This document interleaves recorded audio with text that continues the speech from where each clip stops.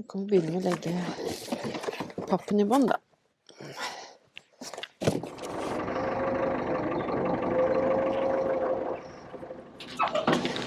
Se her.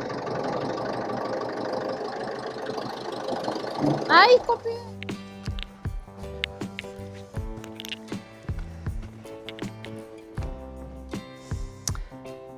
God dag, og velkommen til Lindalandet. I dag så skal jeg gjøre i stand drivhuset. Gjøre det klart til å både så og plante ut det jeg har sådd inne. Noe av det da. Så kom jeg hit, og så fikk jeg se en av døra, så jeg har drivet og skrapet den litt da. Så det er jo litt sånn her da. Man har en plan inni her, og så dukker det opp noe annet underveis, så man blir litt distrahert, og så ja, må man gjøre noe annet også. Men sånn er det. Dette er da mitt drivhus. Jeg elsker det. Det er bygd opp av det er gjenbruksmaterialer, alt sammen. Brukte vinduer, brukte materialer. En som er nytt er skruene det er bygd med. Og også noen av disse takplatene er også nye da, faktisk. Men bortsett fra det, jeg elsker det. Så dette er et drivhus for planter. Dette er ikke et drivhus vi skal sitte og drikke kaffe inn i. Dette her er faktisk de grønnsakene. Men skal vi gå inn og se? Som sagt, det er ikke noe fancy greier. Men det er ikke det vi har det til. Vi har det til at det skal fungere for våre grønnsaker. Sånn. Det der malingsgreiene kan jeg feie opp etterpå. Ok, skal vi gå inn og se hvordan det ser ut her inne? Her er det noen små kasser. Jorda har jeg fått rota litt i løpet av tidlig vår, fordi jeg var inne her og hentet litt jord til tomatplantene som jeg sådde tidligere. Her står det masse potter og litt av hvert som har blitt lagret opp gjennom årene. Gressklipperen står der, gjemmer seg. Her henger det snorer fortsatt etter fjorårets godissaker. Agurkplanter og tomatplanter. Hadde faktisk et par tomatplanter stående her i fjor.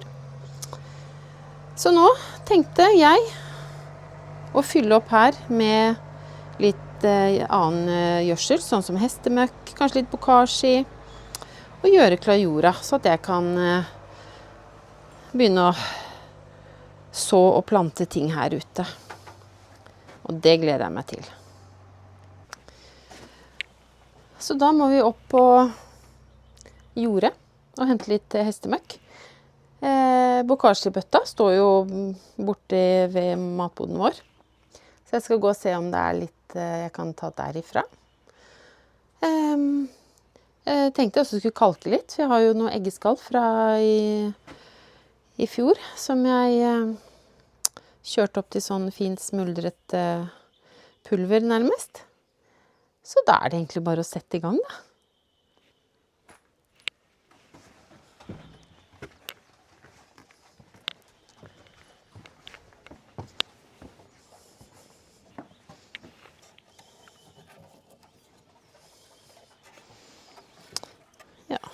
Vi får fikse den også.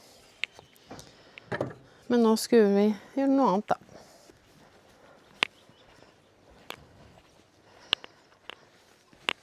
Ja, jeg tenkte du skulle ta trillebåret, men her, den var jo full av andre ting. Da får vi gjøre noe annet på vei til det jeg egentlig skal gjøre. Det er jo sånn som det pleier å være. Dette er jo ting som skal i hullet ut på jordet. Så da, hvis jeg skal ha trillebåret, så må jeg nesten trille det her opp først til jordet da. Da kan jeg like godt bare putte det oppi hullet med en gang.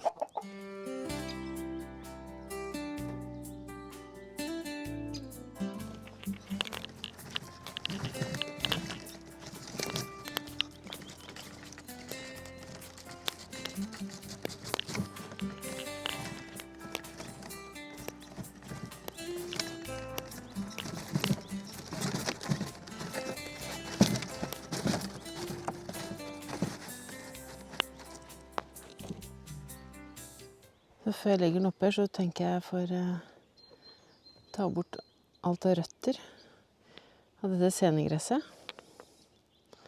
Så er det bare å begynne. Skal jeg ha trillebåra, så må jeg tømme den.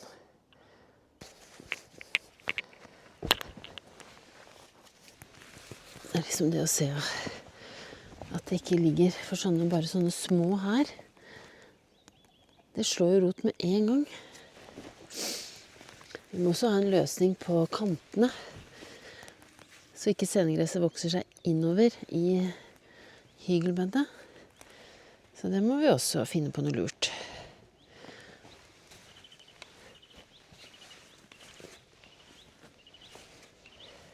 Vi kan begynne med å legge pappen i bånd, da.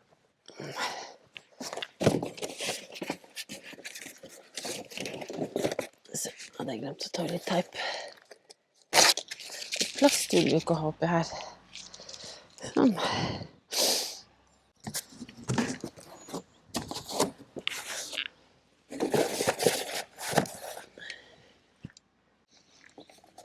Og mer papp har vi, men nå var jo planen å bare få tømt trillebåra.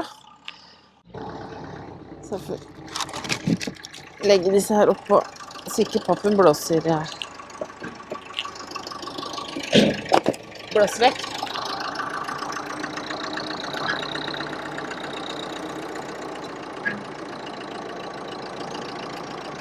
Jeg har ikke bestilt traktor. Så jeg vet ikke hva planen hans er.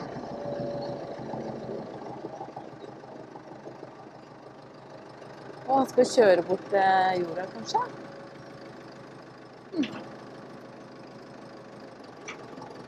Se her. Nei, ikke oppi! Nei! Og han er så fornøyd da. Nå har jeg akkurat tømt. Åh.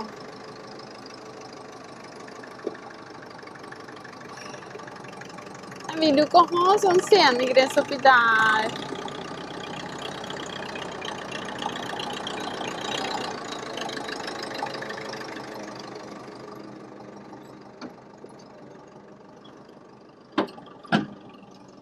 Ja.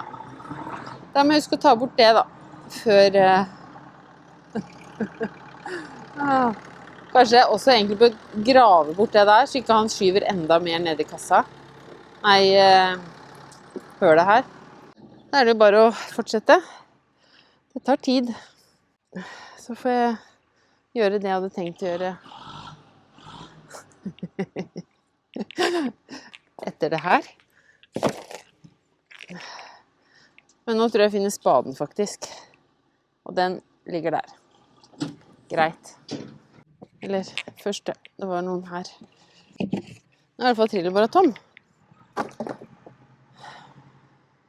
Ja, jeg får spa bort det der før den kommer tilbake. Jeg tror ikke jeg rekker dem.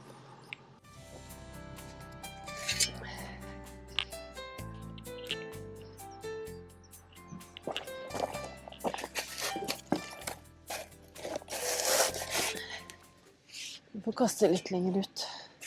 Det er liksom, man ser på film til de som liksom skal grave sin egen grav. Så plutselig så ser du, og så filmer dem, og så har de begynt å grave, og så filmer dem, og så har det kanskje gått et par timer, og så er de liksom 2 meter nede i bakken. Da tenker jeg, det går ikke det, vet du. Jeg kan ikke slutte å puste, for da faller jeg jo om kullen. Jeg har jo allerede lagd et fint hull. Jeg får plass oppi her, det er jeg ganske sikker på. Men kunne man jo prøve. Og det tenker jeg skal gå fint, jeg. Åh, se her, vet du. Åh, her har jo jeg. Jeg er en danseplassen. Du kan ikke være med, Mini. Du lever jo. Her kunne jeg ligge. Man rekker ikke det på 2 timer. Aldri tenkt meg. Det kan jo hende at det ikke er helt dypt nok. Det ville vært dumt. Hvis neste eier da begynte å pløye, da hadde jo ikke jeg fått ligge i fred. Og det vil jeg jo helst. Jeg er ikke så sikker på om Linda hadde blitt imponert heller, for hullet er jo ikke ferdig. Da, det går jo ikke. Jeg ble møkkete nå, eller? Ja, det tror jeg ble. Men nå vet vi også da at det som er på film, er jo ofte ikke helt sant. Men det finnes jo sånne fine dokumentarer da. Sånn som Donald Duck og sånn. For det, de er veldig fine å se på. Da kan du lære mye. Nå kommer den igjen. Altså, når vi gikk ut i stad, da var det kjempekaldt. Så jeg har på meg stillongs. Og ja, da passer jeg. Ja, nå skal han inn her nå. Altså,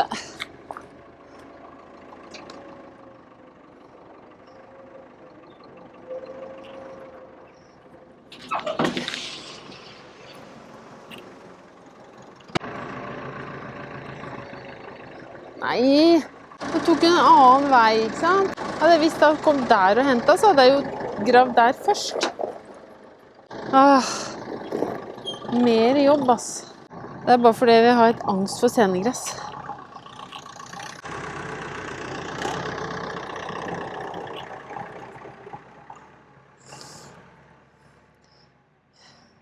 Og det er ikke det at jeg ikke er veldig glad for at den rydder bort jorda.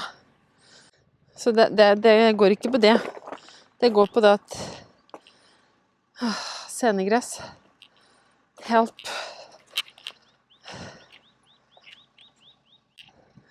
Du, nå drev jeg for hånd og tok bort all jord med senegressrester fra hullet. Ja.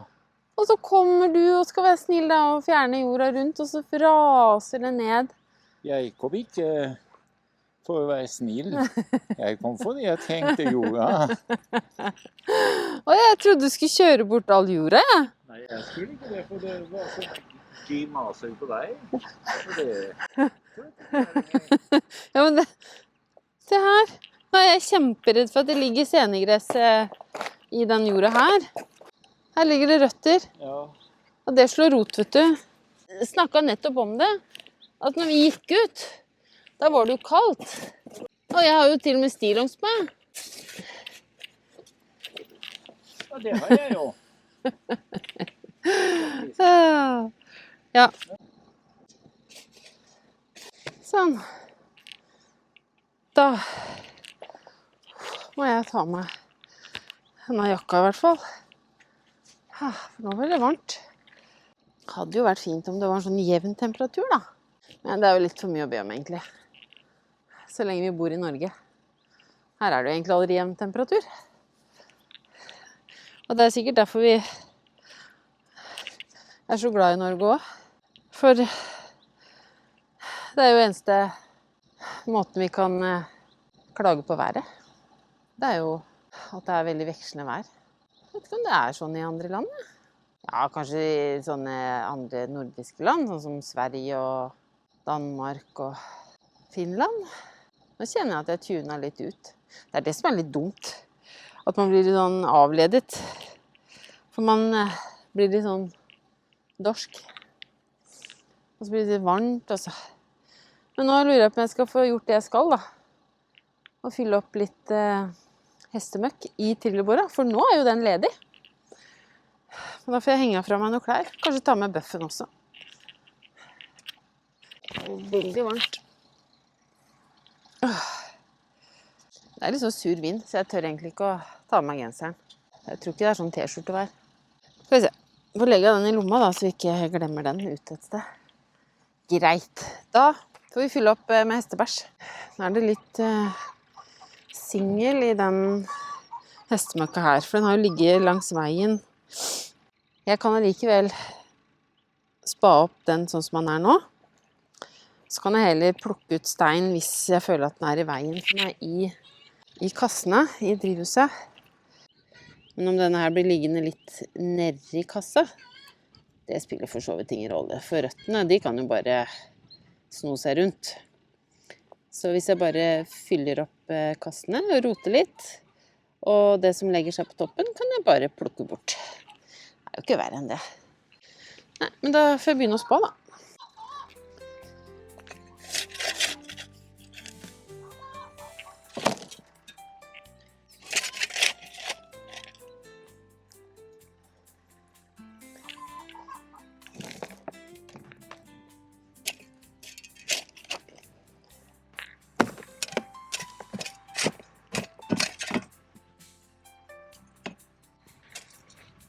Nå er ikke denne hestemøkka helt fersk.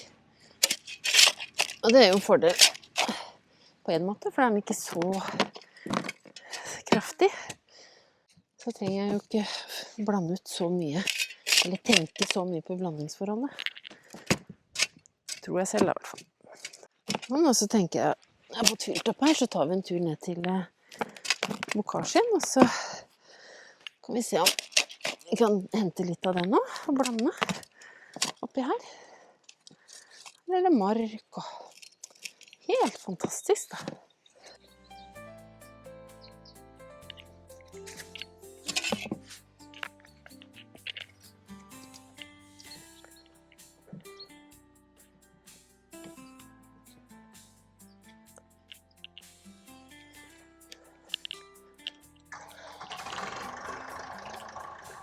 Dette sa gårdsgutten at den skulle rydde opp med traktoren. Kanskje han har glemt det. Da kan jeg gjøre det altså. For han har nok å stri med i dag.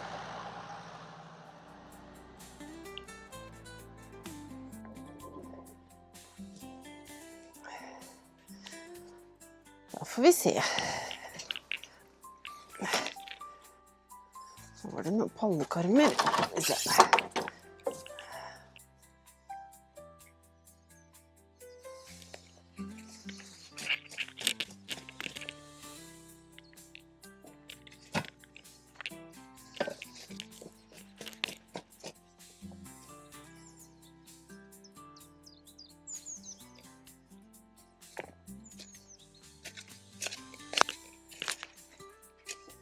Så tror jeg skal gå og hente litt jord fra drivhuset. Så legge et tynt lag oppe her. Da må jeg bare huske å gjøre det. Hvis jeg glemmer det, så får du minne meg på det da. Sånn, da får vi trille dette til drivhuset. Så får jeg bare håpe jeg kommer meg inn der. Ja, jeg får se hva jeg får til.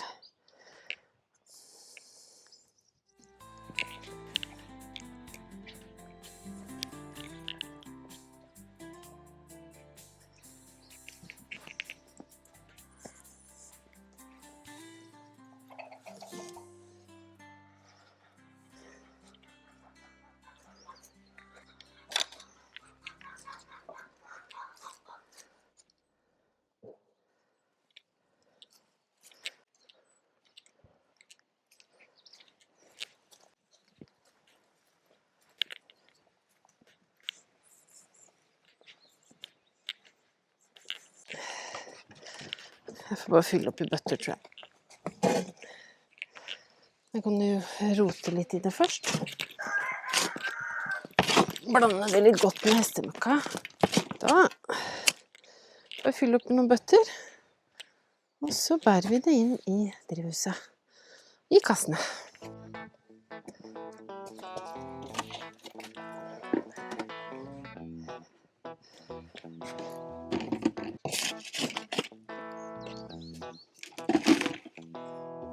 Dere har fått mat i dag.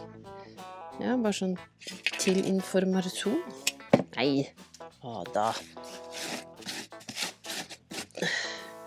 Dette her også er jo en av grunnene til at... Nei, Elsa og Ada. Nei. En av grunnene til at det er ikke så lett å ha sånt der hvor hundene kan gå. Så derfor er det greit å ha ting i høyden. Og at det er inngjerdet. For disse her eter jo alt. Skal vi begynne oppi her da? Den lille søte kassa her. Bare helle den litt oppi. Det er ikke alt. Jeg tenker det er jo ganske sterkt dette her. Så prøv å ta bort litt sånn ugress underveis. Bare blande det godt inn med jorda. Prøv å få den jorda opp på toppen. Så nå skal jeg gjøre det samme med de to andre kassene inn i drivhuset. Og så skal jeg vanne. Så tenker jeg at det kan stå et par dager før jeg begynner å så og plante.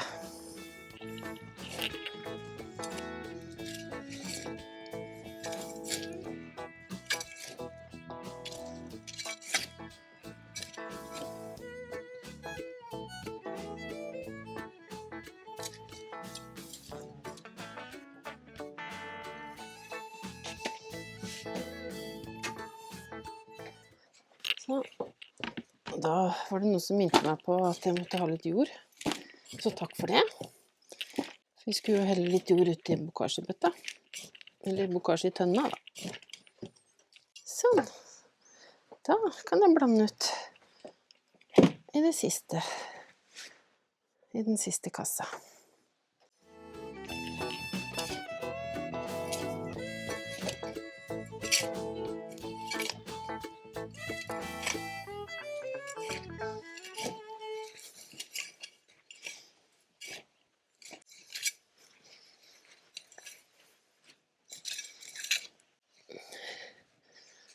Da er planen å hente litt vann, så jeg kan vanne litt. Så kan det ligge og godgjøre seg i et par dager. Begynne å plante her. Og så det jeg har lyst til.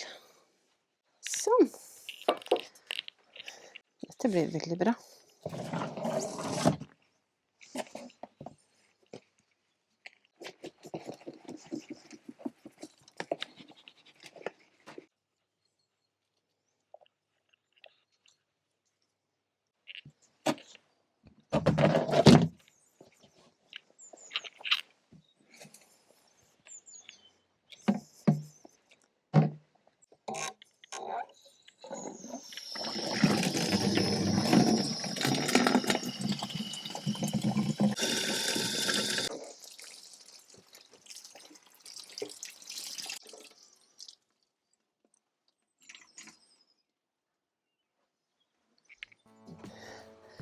Sånn. Da var jeg faktisk ferdig her inne for nå. Så nå er det bare å vente til jeg kan begynne å så plante her. Jeg har noen agurkplanter inne blant annet som skal ut her. Og vanlige sylteagurker har jeg tenkt å så rett i jorda her. For det føler jeg blir best resultat. Det er min erfaring her inne da. Så da får vi rydde opp da. Det er jo litt forskjellig å gjøre. Når man tror man er ferdig, så er man ikke ferdig. Da er det bare resten igjen. Da er det bare å begynne med det. Ok, jenter. Skal dere hjelpe mor? Men først må vi finne en feiekost da. Og den står vel der oppe.